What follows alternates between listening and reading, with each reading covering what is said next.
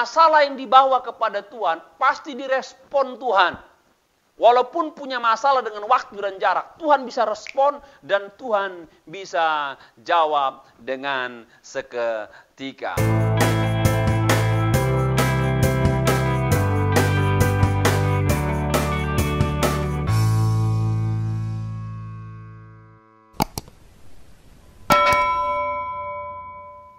Shalom saudara, saat ini kita akan mendengarkan firman Tuhan. Sebelumnya mari kita berdoa. Bapa di sorga, terima kasih buat hari yang luar biasa Tuhan beri kami kehidupan, kekuatan, kesehatan. Engkau telah peliharakan kami selama ini dan kami percaya kalau kami ada itu karena kasih Tuhan, cinta Tuhan, kemurahan Tuhan, dan kebaikan Tuhan dalam kehidupan kami. Meski situasi kami masih diliputi masa-masa COVID, namun kami tahu Tuhan yang jagai dan peliharakan kami dan sertai kami senantiasa, sehingga masa-masa COVID ini bisa lewat, dan kami tahu Tuhan pasti berkarya mendatangkan yang terbaik bagi setiap kami orang yang percaya. Saat ini Tuhan, kami akan sama-sama mendengarkan firman-Mu. Mari Tuhan arahkan pikiran kami, buka hati kami, jamah roh kami agar diberkati oleh firman-Mu. Kami sambut firman-Mu, dalam nama Yesus kami mengucap syukur. Kita yang percaya katakan amin. Saudaraku sekalian, saat ini saya akan menyampaikan firman Tuhan yang saya beri judul Tuhan berkuasa atas segala sesuatu. Tuhan berkuasa atas segala sesuatu. Saya baca ayat firman Tuhan terambil dari Yohanes 2 ayat yang ke-8 dan 10. Firman Tuhan katakan demikian. Lalu kata Yesus kepada mereka, sekarang cedoklah dan bawalah kepada pemimpin pesta. Lalu mereka pun membawanya. Ayat 10 dikatakan, dan berkata kepadanya, setiap orang yang menghidangkan anggur yang baik dahulu dan sesudah orang puas minum barulah yang kurang baik. Akan tetapi engkau menyimpan anggur yang baik sampai sekarang. Tuhan berkuasa atas segala sesuatu. Dari konteks atau dari teks ayat ini, yang pertama saya temukan bahwa Tuhan yang kita percaya, Tuhan yang kita sembah adalah Tuhan yang berkuasa atas kualitas. Tuhan yang berkuasa atas kualitas. Sketsa cerita ini berbicara mengenai satu kali ada sebuah keluarga yang sedang mengadakan pesta pernikahan. Lalu ibu Yesus yang bernama Maria itu mendatangi pesta dan Yesus menyertainya. Sementara ketika pesta berjalan, rupanya anggur mulai habis. Sementara anggur adalah salah satu minuman yang wajib ada pada pesta-pesta orang-orang Yahudi yang ada pada masa itu. Dan ketika melihat situasi yang seperti itu, ibu Yesus menghampiri Yesus dan berkata, anggur telah habis. Lalu Yesus berkata kepada Maria, ibu, waktuku belum tiba. Tapi Maria berkata kepada para pelayan-pelayan, dia katakan, apa yang dikatakan oleh anaknya, lakukan saja. Lakukan saja. Dan Maria kembali sibuk mengurus pesta yang sedang berjalan. Lalu Yesus menghampiri para pelayan-pelayan, memerintahkan mereka mengisi buyung-buyung yang besar ya dengan anggur atau tempat-tempat tempayan-tempayan besar dengan air. Dan ketika diisi dengan air, lalu Yesus berkata kepada para pelayan, coba cedok apa yang telah mereka masukkan tadi, beri kepada pemimpin pesta. Dan ketika pemimpin pesta mencicipi air yang dibawa oleh sang pelayan, dia mencicipi anggur yang berkualitas, anggur yang manis, anggur yang baik. Sehingga dia berikan statement dalam ayat yang 10 dan berkata kepadanya, setiap orang yang menghidangkan anggur yang baik lebih dulu. Dan sesudah orang puas minum, barulah yang kurang baik. Akan tetapi engkau menyimpan anggur yang baik sampai sekarang. Ini pernyataan pemimpin pesta kepada keluarga atau kepada mempelai yang sedang menikah. Dia berikan pernyataan, biasanya dalam pesta-pesta yang ada pada masa itu, kalau orang yang banyak diberi anggur yang baik lebih dulu. Nanti kalau orang sudah kenyang makan dan sudah kenyang minum, baru anggur kelas 2 atau yang lebih rendah grade-nya dibagikan. Tapi ketika pemimpin pesta mencicipi air anggur yang diberikan pelayan, dia mengatakan bahwa air anggur yang dicicipinya itu tetap baik, sama baik. Dan mungkin pendapat saya lebih baik. Sampai dia memberikan penghormatan kepada yang mengadakan pesta. Yang mengadakan pesta tidak tahu dari mana anggur itu berasal. Tapi Maria tahu, pelayan tahu bahwa itu terjadi karena perbuatan Tuhan Yesus Kristus. Dalam Alkitab, kisah ini terjadi merupakan setting mujizat pertama yang dilakukan Yesus pertama kali ketika dia akan masuk dalam pelayanan, yaitu mengubah air biasa menjadi anggur, diadakan pada sebuah pernikahan. Bapak Ibu, yang saya perhatikan bahwa manusia itu tetap punya masalah dalam hidup. Manusia punya masalah dalam hidup. Manusia punya masalah dalam rumah tangga, punya masalah dalam keluarga. Dan ketika orang melihat masalah yang terjadi dalam kehidupan, dalam keluarga, dalam rumah tangga, maka cerita ini sedang mengajarkan kepada kita, Ibu Yesus mengambil peran, membawa masalah daripada keluarga yang sedang menikah kepada Yesus, agar Yesus menolong, agar Yesus campur tangan. Dan ketika masalah itu diberikan kepada Yesus yang merupakan Tuhan, maka Yesus menangani masalah itu bukan dengan standar rata-rata, bukan dengan standar biasa-biasa, tapi dengan standar nomor 1. Bayangkan air berubah menjadi anggur. Air yang kadar biasa, ya, disuruh oleh Yesus dimasukkan ke dalam tempat dan dicedok dibawa kepada pemimpin pesta. Dan ketika air itu diberikan pelayan kepada pemimpin pesta, maka air itu berubah menjadi anggur. Hal ini adalah hal yang dahsyat. Dari kisah ini kita belajar bahwa Tuhan kalau kita undang masuk dalam sebuah keluarga, sebuah rumah tangga, ketika kita punya masalah, apalagi masalah pergumulan, keperluan, kebutuhan, maka Tuhan datang campur tangan dan memberikan yang terbaik. Bapak Ibu, kita lahir bertumbuh dalam sebuah keluarga. Dalam sebuah keluarga pasti ada masalah yang berkaitan dengan kebutuhan. Kebutuhan itu bersifat mendesak. Dan kalau tidak selesai, mungkin bisa juga akan mencoreng nama keluarga kita. Dalam situasi seperti ini, ayat ini mengajarkan kita untuk datang pada Tuhan. Untuk berseru pada Tuhan, membawanya pada Tuhan, menyerahkannya kepada Tuhan. Maka pada waktu kita bawa dan serahkan itu pada Tuhan, Dia akan selesaikan masalah yang dihadapi, keluarga-keluarga manapun, dan penyelesaian daripada masalah itu, penyelesaian yang berkualitas, pasti lebih baik daripada kita menyelesaikannya, karena Tuhan yang mengerjakannya. Ada sebuah kisah di Jawa Tengah. Ibu ini cerita sama saya, dia mengasuh kurang lebih 30-40 anak, ya usia kecil-kecil, ya TK, SD begitu. Dan satu kali dikatakan ada satu masa pekerja di dapur beritahukan kepada ibu ini bahwa mereka kehabisan bahan makanan dan tidak ada uang. Dan apa yang dibuat oleh ibu ini, dia kumpulkan anak-anak.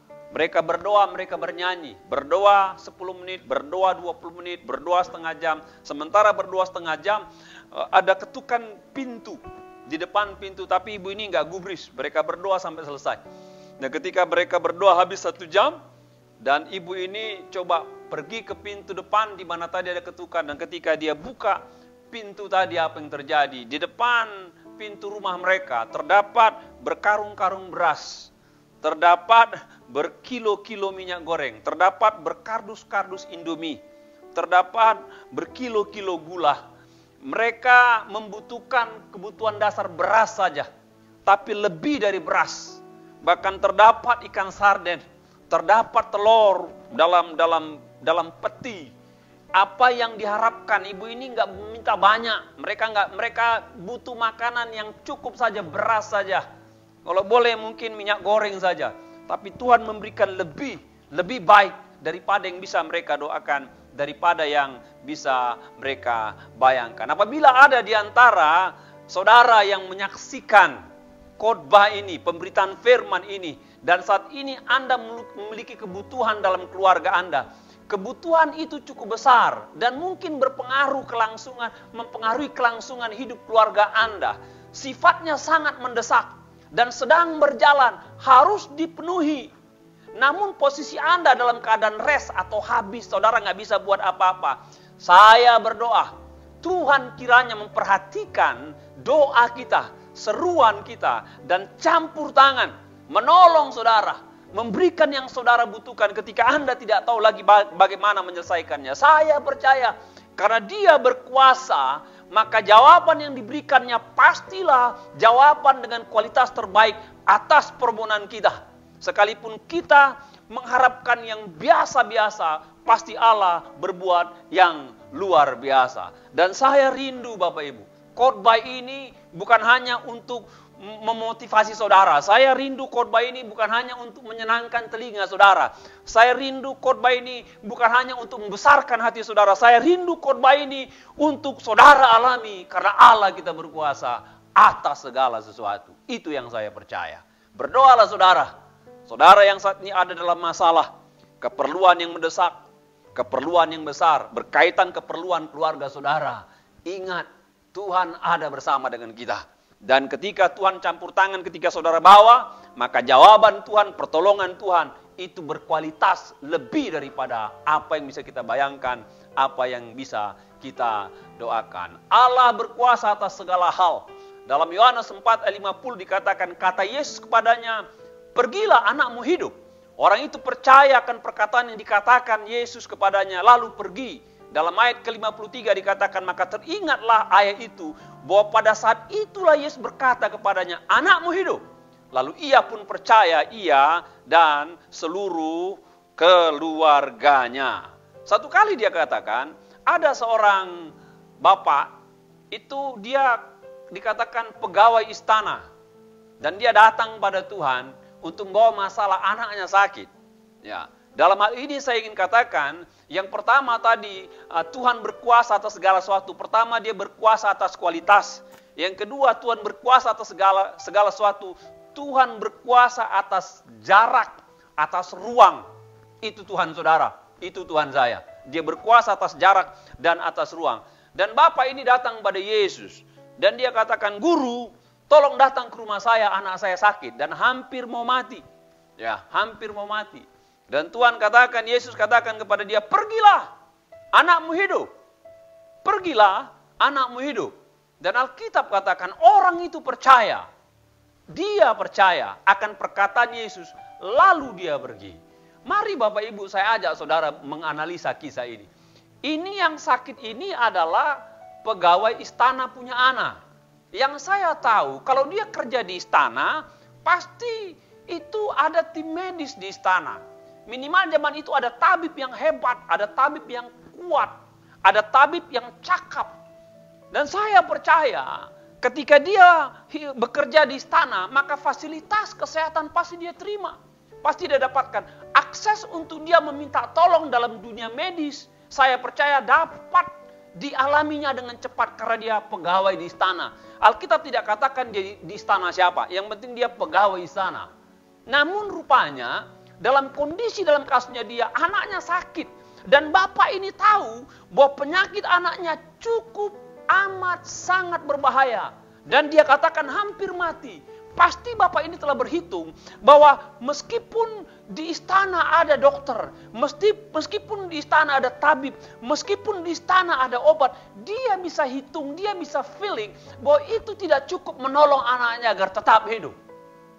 Makanya dia cari Yesus yang dia sudah dengar bahwa Yesus sanggup lakukan mujizat, menyembuhkan penyakit-penyakit yang tidak tersembuhkan. Dia cari Yesus.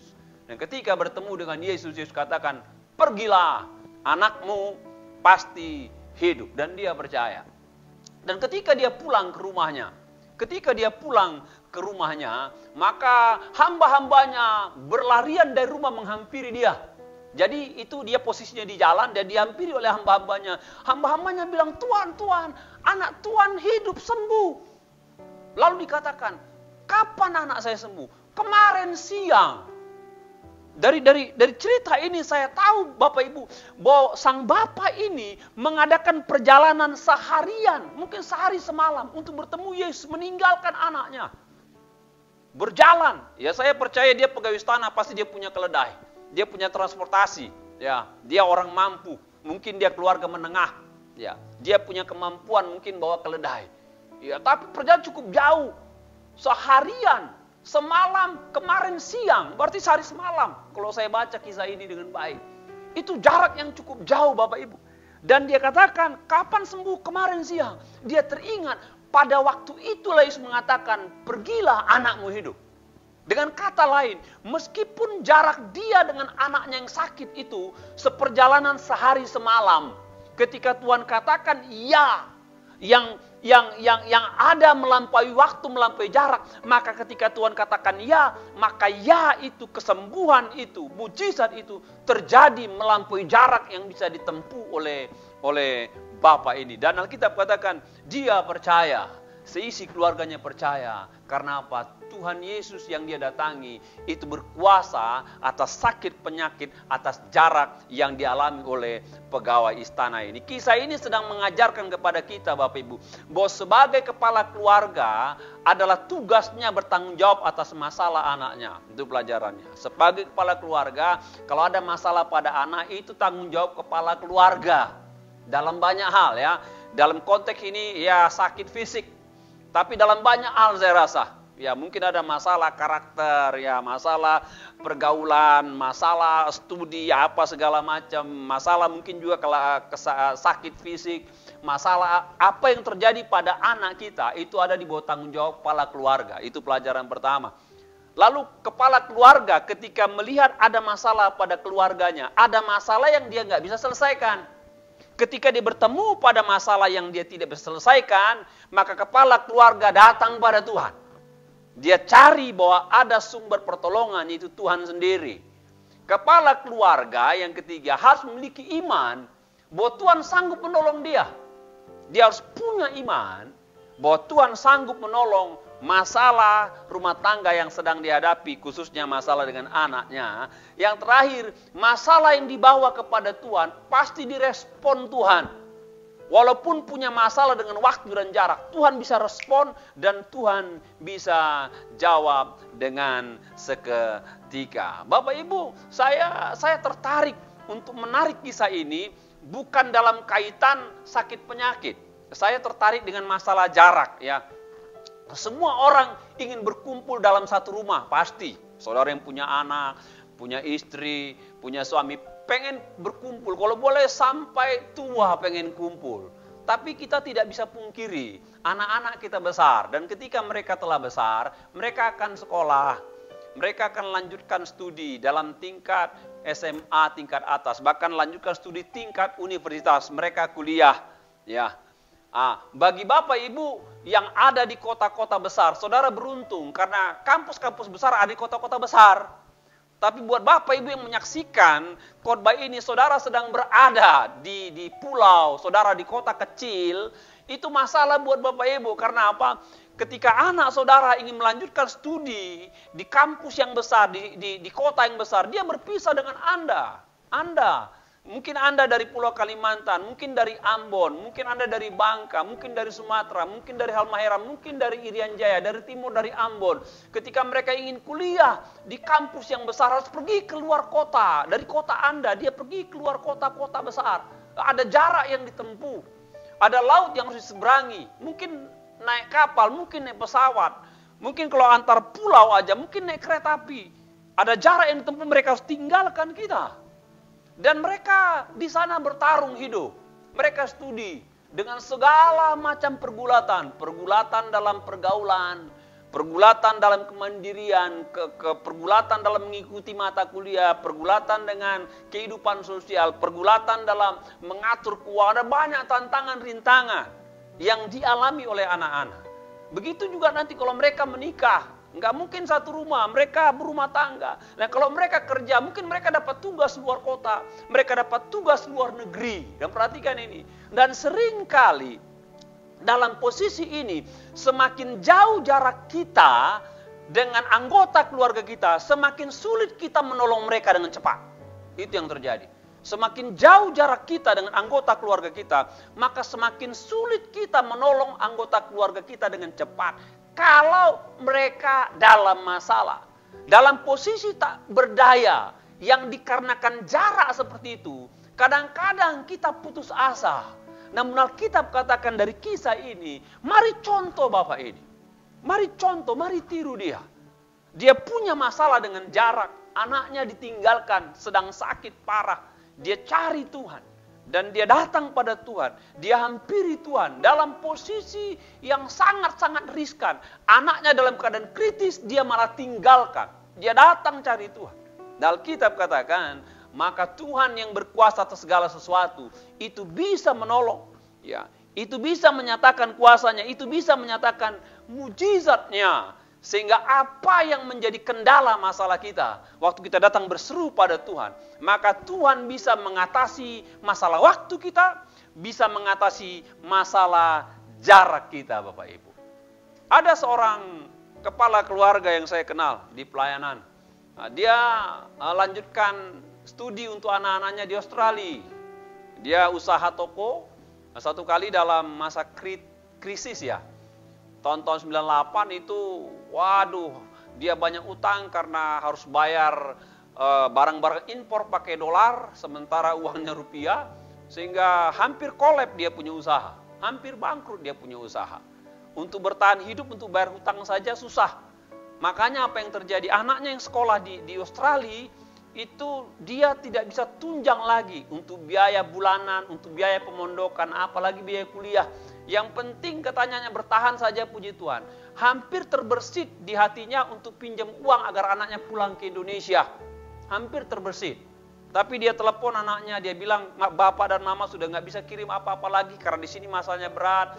Lalu anaknya katakan, sudah papa mama tenang saja, doakan kami. Dan mereka berdoa. Anak-anaknya ini Bapak Ibu punya masalah dengan pemondokan karena tidak ada uang, mereka harus keluar dari apartemen yang mereka sewa selama ini. Dan puji Tuhan, di sana ketika mereka beribadah, dia bertemu dengan sebuah keluarga dan mengadopsi mereka untuk tinggal di rumah keluarga ini, orang bule. Dan untuk kehidupan sehari-hari, anak ini ditawarkan untuk kerja part-time di restoran, di kafe, yang penting untuk dapat hidup. Ya. Dan jalan setahun, 2 tahun, ketika kondisi ekonomi di Indonesia mulai pulih, bisnis bapak ini maju kembali, maka dia bisa mengirimkan dana-dana. Tapi katanya dalam 2 tahun dia begitu putus asa, dia mikirkan anaknya jadi apa nanti. Anaknya susah, anaknya nggak bisa makan, anak tinggal di mana. Dia berpikir sedemikian rupa.